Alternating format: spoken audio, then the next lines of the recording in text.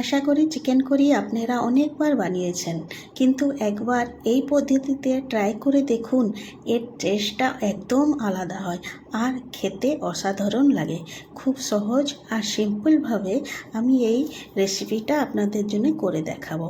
Hello friends, Ruby Odisha blog লাইফে আপনাদের আমি স্বাগত করি। তবে কিভাবে আমি চিকেন ঝোলটা বানাবো অনেক শীঘ্রই আর অল্প টাইম ভিতরে এই রান্নাটা শেষ করব। দিয়ে কড়াইটা গরম হয়ে গেছে, আমি সর্ষের তেল আগে দিয়ে দিলাম।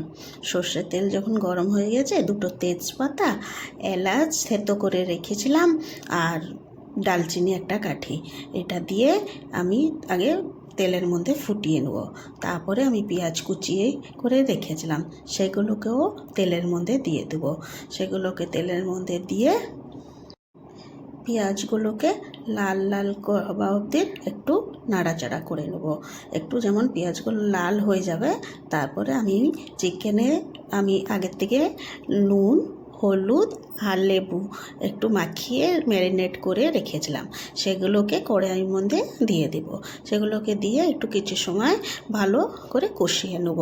একটু মশলাটা যখন ভালো করে কষানো হয়ে যাবে চিকেনটা, আমি এটা অনেক শীঘ্রই, আর সাধারণত আপনারা আগে আলু ভাজেন, চিকেন ভাজেন, তেমনি করে করেন।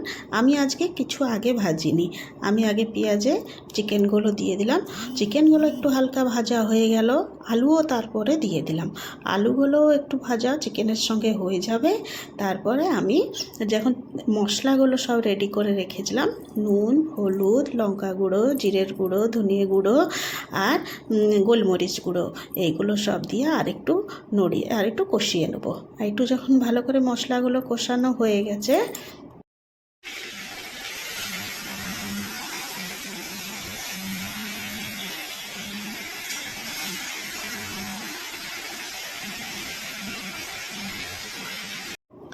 তারপর আমি পেঁয়াজ, আদা আর রসুন গ্রাইন্ডিং করে রেখেছিলাম, সেগুলোকেও সব মশলার মধ্যে, চিকেনের মধ্যে দিয়ে দিলাম। তাকে আবার আমি একটু কিছু সময় কষিয়ে ভালো করে কষিয়ে নেব। যখন এগুলো সব মশলা আর আগের থেকে তো দিয়ে দিয়েছি, আর মশলাগুলো সব দিয়ে কষিয়ে ঠষিয়ে একটু ঢাকনা দিয়ে রেখে দেবো। একটু 5 মিনিট মতন ঢাকনা দিয়ে রেখে দিলাম। এরপর তারপরে আমি দই ফেটিয়ে রেখে দিয়েছিলাম আগের থেকে তারপরে মশলার মধ্যে আমি আবার দইগুলো দিয়ে দিলাম। যখন দইগুলো দিয়ে দিয়েছি, এরপরে একটু আবার কিছু সময়ের মতন আমি 5 মিনিট মতন একটু ভালো করে গ্যাস সিম করে কষিয়ে নিচ্ছি। একটু ভালো করে আর কিছু সময় কষার পরে অন্যদিকে আমি একটু উষ্ণ করে জল গরম করে রেখেছিলাম, তাকে আমি চিকেনের মধ্যে দিয়ে দিলাম। এরপরে আমি একটা মশলা বানিয়ে নিজে রেখেছিলাম, গরম মশলা, ওই মশলাটা দিয়ে আর একটু ভালো করে কিছু সময় ফুটিয়ে দেবো। ফুটিয়ে নিয়ে এবার একটু গ্যাস সিম করে ঢেকে দেবো। ঢেকে দেওয়ার পরে এবার কিছু সময় পরে আবার দেখলাম যে আলু ঠালু সব সিদ্ধ হয়েছে কিনা। আলু সব সিদ্ধ হয়ে গেছে। হ্যাঁ, একটা কথা বললাম, আলু কোনটা ঠালু কোনটা আপনারা বলবেন। আলু সব সিদ্ধ, মজা করছি হলো। আর আলু সিদ্ধ হয়ে গেছে, চিকেনও ভালো করে সিদ্ধ হয়ে গেছে, রান্নাটাও শেষ হয়ে গেছে। কিছু যদি ভুল ত্রুটি থাকে আমাকে ক্ষমা করবেন। আর আপনাদের যদি আমার এই ভিডিওটা ভালো লেগে থাকে, তবে একটা লাইক, কমেন্ট আর সাবস্ক্রাইব করে দেবেন। টাটা।